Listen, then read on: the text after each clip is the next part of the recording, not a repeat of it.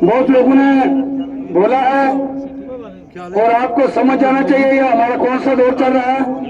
यहाँ एक मैडम जी सुषमा तकरीर करके आप लोगों को समझा दिया है, आप लोगों को बताया, वो भी 5-6 हजार वोट की हमें जरूरत है और 5-6 हजार हम इंशाल्लाह हम लेंगे।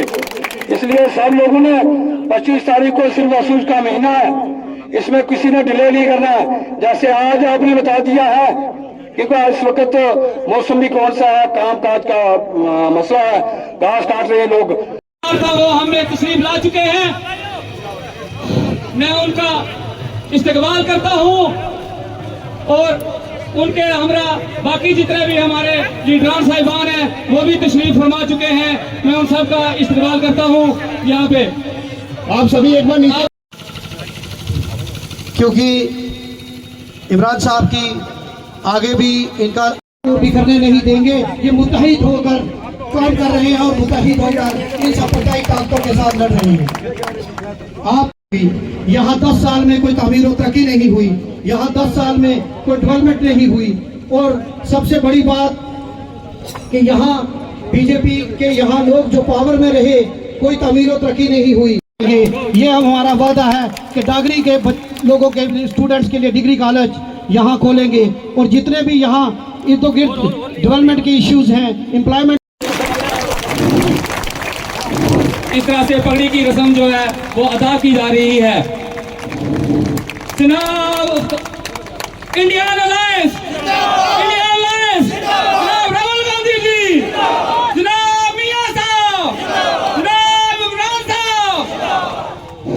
तो क्योंकि हमारे जो मेहमान हैं उन्होंने जल्द जाना है, एक बार जोर से नारा लगाएंगे, जनाब इफ्तिकार साहब जिंदाबाद, जनाब मियां साहब जिंदाबाद। नेशनल मीडिया के साथियों से गुजारिश करूंगा कि बीच में थोड़ा जगह छोड़ दें ताकि और भी साथियों को दिखाई पड़े। एक साइड से कर लें तो बेहतर रहेगा। पहली बार डांगरी जगह का नाम है, डांगरी की इस तारीखी सरजमीन पर, राजौरी की तारीखी सरजमीन पर पहली बार आपके बीच में आया। पता नहीं जिंदगी किसी और मौके पर ले आती या नहीं ले आती, इसीलिए मैं हमेशा जमहूरियत को जिंदाबाद कहता हूं कि जमहूरियत की ताकत है कि मैं उत्तर प्रदेश के किसी छोटे से जिले में पैदा हुआ और आज बिल्कुल सरहद के पास, सरहद के दबदबा हो आंधियों का, चिरागों के सफर में दबदबा हो आंधियों का, तो फिर अंजाम जुल्मत के सिवा कुछ भी नहीं होगा। ये दुनिया नफरतों के आखिरी स्टेज पर है, इलाज इसका मोहब्बत के सिवा कुछ भी नहीं होगा। डांगरी वालों, आने वाली 25 तारीख को आपको अपने घरों से बाहर निकलना है, ईवीएम बूथ पर जाना है और न सिर्फ डांगरी राजौरी के मुस्तकबिल का फैसला करना है बल्कि जम्मू कश्मीर के मुस्तकबिल का भी फैसला करना है। पिछले कुछ सालों में एक आप अजीब दर्द से गुजरे हैं जब एक झूठ का मायाजाल बुना गया। दिल्ली में बैठे हुए हाकिम ने आपको नए नए ख्वाब दिखाए और फिर सारे ख्वाब उसी तरह साबित हुए जैसे 15 लाख का जुमला साबित हुआ था। दुनिया की तमाम हुकूमतें देने के लिए जानी जाती हैं, लेकिन ये पहली हुकूमत है जो छीनने के लिए जानी जाएगी। उसने आपसे आपका स्टेटहुड छीन लिया, आपसे आपका रुतबा छीन लिया, मेयार छीन लिया, वकार छीन लिया। और ये पहाड़ों पर रहने वाले लोग, ये सरहदों के आसपास रहने वाले लोग, आपने मुझे दस्तार पहनाई है तो मुझे आज ऐसा लग रहा है जैसे मैं अपने गांव में खड़ा हूं, अपने लोगों के बीच में खड़ा हूं। और मैं वादा करता हूं ये जो दस्तार आपने पहनाई है ये महज एक पगड़ी नहीं है, सिर्फ जरूरत पड़ेगी आपको महसूस होगा कि आपका बेटा लड़ रहा है, आपका भाई लड़ रहा है, भले ही वह पैदा आपसे हजारों किलोमीटर दूर हुआ।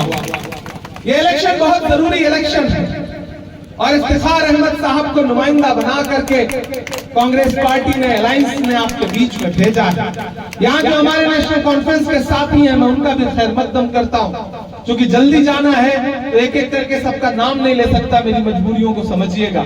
कांग्रेस पार्टी के जो हमारे ओहदेदारान हैं, जो संगठन के साथी हैं, उनका भी खैर मकदम करता हूं और सबसे ज्यादा आपका खैर मकदम करता हूं जो इस धूप में, शिद्दत की धूप में, पसीने में यहां पर बैठे हुए हैं पिछले कई घंटे से इंतजार में। हम श्रीनगर से उड़े, फिर हमें सुरनकोट में बफियाज में एक सभा करनी थी तो थोड़ा सा देरी हुई, लेकिन आप यहाँ बैठे हैं। नया पाने की चाहत में पुराना छूट जाता है, तुझे अपनाऊं तो मुझसे जमाना रूठ जाता है। मोहब्बत पढ़ने लिखने में बहुत आसान है, लेकिन मोहब्बत को निभाने में पसीना छूट जाता है। मैं जानता हूं आप उस मोहब्बत की बुनियाद पर यहाँ बैठे हुए हैं। एक चीज का ख्याल आपको करना है, 25 तारीख को जब घरों से निकलिएगा तो आप ये मान के चलिएगा कि दो ताकतें हैं इस देश में। लड़ाई दो विचारधाराओं की है, एक तरफ नफरत खड़ी है और एक तरफ मोहब्बत खड़ी है। और मोहब्बत में अपना नुमाइंदा बना करके इफ्तिखार अहमद साहब को आपके बीच में भेजा है। आज से कुछ दिन पहले की तरफ देखना शुरू करिए, कुछ साल पहले देखना शुरू करिए, जब पूरे मुल्क में आपसे नजरें फेर ली थी, कोई आपके जख्मों की तरफ झांकने को तैयार नहीं था, बात करने को तैयार नहीं था। ऐसे वक्त में एक इंसान उठा दिल्ली में और उसने कहा कि मैं कन्याकुमारी से कश्मीर तक जाऊंगा, एक नारा दूंगा, टकराएगी वो आंधी बनाऊंगा, जो हर जालिम से टकराएगी वो आंधी बनाऊंगा, नए अंग्रेज आए हैं नया गांधी बनाऊंगा। आपसे वायदा किया गया कि तस्वीर बदल दी जाएगी, दिल्ली ने आपसे कहा कि आपको नौकरियां दे दी जाएंगी, लेकिन मुझे बताइए कि पिछले 10 साल की हुकूमत में दिल्ली ने पूरे मुल्क की तरह आपके साथ भी वही सुलूक तो किया है ना। कारोबार बर्बाद कर दिए। वो पेट्रोल डीजल जो 58 रुपए 60 रुपए लीटर मिलता था वो आज 100 रुपए के पास पहुंच गया। वो गैस सिलेंडर जो कांग्रेस की हुकूमत में 400 रुपए का मिला करता था वो 1000 के पार पहुंचा दिया। 700 किसान शहीद हो गए सिंघू बॉर्डर पर बैठे हुए, और उनको क्या क्या पुकारा गया ये किसी से छुपा हुआ है। कीमत तो बहुत बढ़ गई शहरों में धान की, लेकिन विदा न हो सकी बेटी किसान की। मौका मिला तो लोगों ने कुर्सी के वास्ते, मौका मिला तो लोगों ने कुर्सी के वास्ते तस्वीर ही बिगाड़ दी हिंदुस्तान की। मेरे भाई, मैं भी आपकी तरह के एक परिवार से आता हूं। यात्रा का असर है कि दिल्ली की हुकूमत को मजबूर होकर के जमहूरी निजाम बहाल करना पड़ रहा है, जमहूरियत को लागू करना पड़ रहा है। आपके बीच में इलेक्शन करवा करके आपको फिर से वो हक देना पड़ा जिससे आपको महरूम कर दिया गया था। लेकिन आप अपनी खुददारी के साथ जीने वाले लोग हैं। कोई कितना भी जुल्म करे, आप अलग ऐलान कहते रहते हैं कि हम आतिशे सोजा में भी हक बात कहेंगे, कुंदन की तरह दहर में ताबिंदा रहेंगे। तारीख बताती है कि हर दौरे सितम में हम जिंदा थे, हम जिंदा हैं, हम जिंदा रहेंगे। आप इस खुददारी के साथ जीने वाले लोग हैं और मुझे अच्छा लगता है कि जब मैं आपके इलाके की नुमाइंदगी करते हुए दिल्ली में मियां अल्ताफ साहब को देखता हूं तो इससे यह भी समझ में आता है कि आप जज्बाती तौर पर मजहबी लोग ने सिर्फ आपकी है, उस पर किसी और का हक नहीं है। हम उसे किसी को छीनने नहीं देंगे। मेरे भाई, आप तो इस बात पर ईमान रखते हो ना कि मजदूर का पसीना सूखने से पहले उसकी मजदूरी उसे दे देनी चाहिए। रखते हो ना इस बात पर ईमान? हम रखते हैं क्योंकि हमारे बुजुर्गों का कौल है कि मजदूर का पसीना सूखने से पहले उसकी मजदूरी उसे दे देनी चाहिए। तो मैं अपने घर से हजारों किलोमीटर दूर सरहद के पास यहां खड़ा होकर के आपसे राहुल गांधी की मजदूरी मांगने आया हूं, क्योंकि मैंने देखा है राहुल गांधी के पैर के छाले, मैंने देखा है राहुल गांधी के माथे से बहता हुआ पसीना। वो मजदूरी क्या है?